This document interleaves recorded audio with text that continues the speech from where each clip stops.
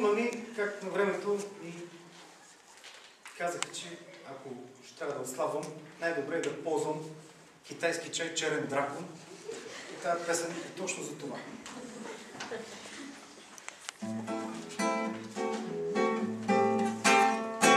Тъй както си свирукам из китора по света, прехвърлих неусетно 100 кила.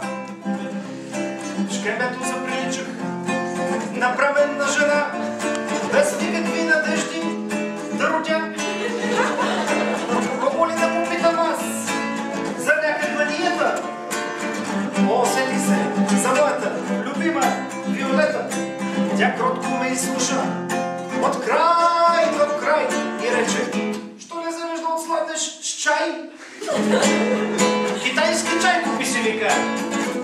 Черен дракон, вариш и пиеш сутрин, обед, вечер и яко. В добавка си вземи и сок от бъс. Ти тук виж отслабнал твоя кръст. Закупих дракона и го сварих. И 2-3 литра наведнъж изпих.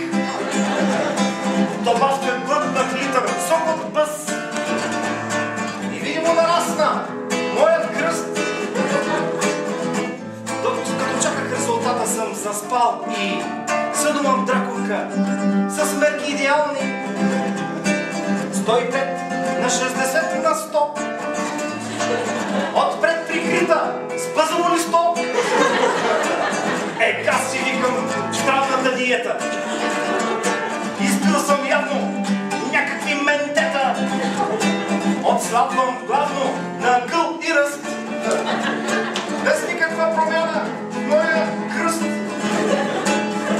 Но както често в ежедневието става, Китай не трябва да се подценява. От 2 дни съм заключен в тоалета.